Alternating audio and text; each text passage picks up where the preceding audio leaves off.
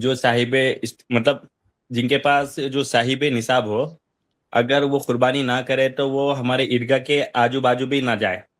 تو اس میں حضرت ابو حنیفہ فرماتے کہ بھائی مطلب ان کے نزدیک تو یہ واجب ہے، مگر سارے اور باقی کے امام کے نزدیک بولے تو سنت المعقدہ سب ہے.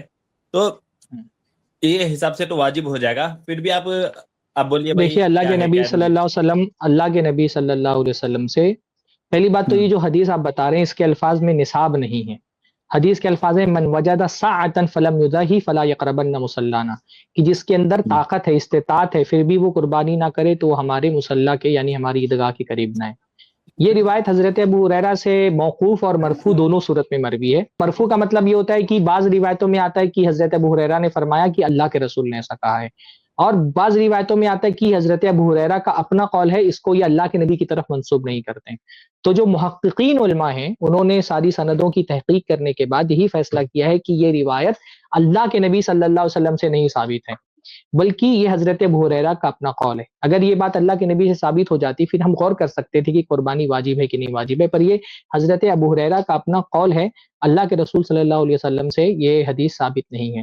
امام طحاوی، امام ترمذی، امام دارقطنی، بیہقی، ابن عبد البر، ابن عبد الہادی، حافظ ابن حجر، ان سب لوگوں نے کہا ہے کہ یہ روایت اللہ کے نبی سے مرفوعاً ثابت نہیں ہے بلکہ حضرت ابو ہریرہ کا اپنا قول ہے. تو اس کو بنیاد بنا کر کے قربانی کو واجب نہیں کہا جا سکتا ہے.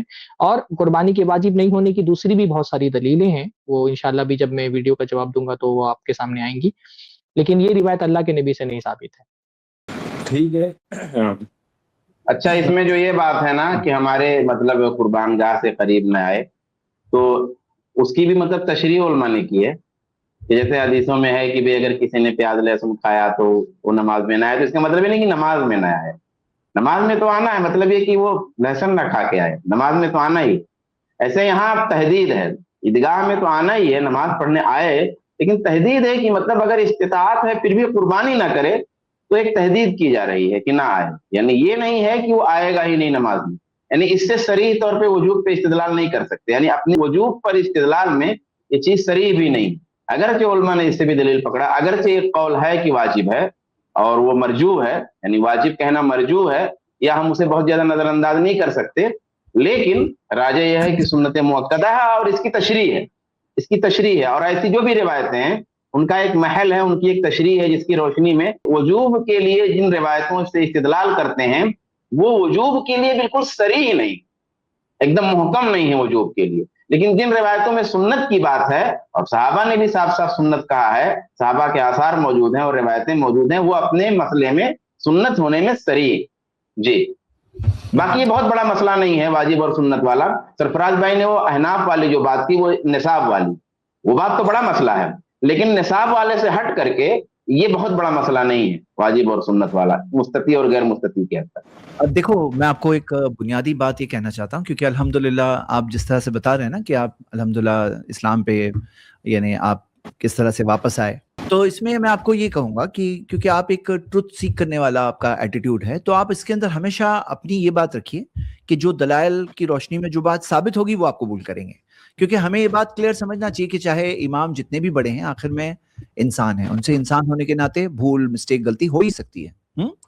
تو آپ اس بارے میں کیا سمجھتے ہیں؟ جیسے بعض لوگ اپنے آپ کو باندھ دیتے ہیں نا، تو یہ مسئلے سارے سمجھنا مشکل نہیں ہے کہ واجب ہے، سنت ہے، اختلاف بھی ہو سکتا ہے.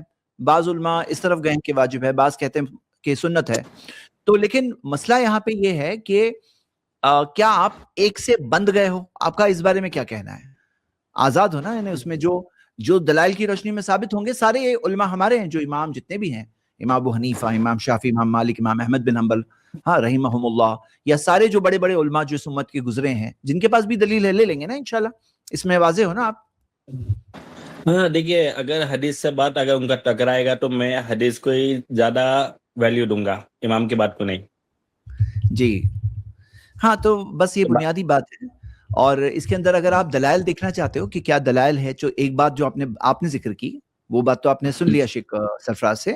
اب دوسری بات ہم یہ دیکھتے ہیں کہ اللہ کے رسول صلی اللہ علیہ وسلم کی بعض حدیث سے ایسے بات سمجھی گئی. ایک منٹ میں آپ کے سامنے رکھ دیتا ہوں. ایک پہلی بات آپ یہ دیکھ رہے ہو ابو بکر رضی اللہ عنہ اور عمر رضی اللہ عنہ دونوں کے تعلق سے، کہ کیا کہتے ہیں ادرکت ابا بکرین اور رأیت ابا بکرین و عمر رضی اللہ عنہما لا یضاحیانی کراہیتا یقتدی بہما، کہ دونوں یہ قربانی نہیں کیا کرتے تھے اس مقصد سے کہ لوگ اسے فرض نہ سمجھ بیٹھے، لوگ اسے کمپلسری نہ سمجھ بیٹھے، ان کی پیروی کر کے لوگ یہ نہ سمجھ بیٹھے کہ کرنا ہی ہے. تو یہ بہقی میں حدیث ہے، شیخ البانی نے اس کی تحقیق ارواء الغلیل میں بتایا، حدیث صحیح سند سے. اور اس کے اندر ایسے ہی الفاظ ہمیں ابو مسعود انصاری سے بھی ملتے ہیں، ہاں ایسے ہی ٹائپ کے الفاظ. اور یہ جو آپ نے بتایا نا جو حدیث، تو ہم یہ دیکھتے ہیں کہ جیسے شیخ سرفراز نے اس کی وضاحت تو پیش کری دی ہے، تو میں اس کی ڈیٹیل میں نہیں جاتا ہوں. اور آپ کو وہ ناخن کاٹنے کے تعلق سے بھی ہے کہ من اراد ان یضاحیہ، جو ارادہ کرتا ہے کہ قربانی کرے، ہاں تو وہ بھی اس میں بھی ایک دلیل علماء اکرام نے اس میں بھی لی ہے کہ ارادہ کرے یعنی کہ نہ کرے بھی ممکن ہو سکتا ہے.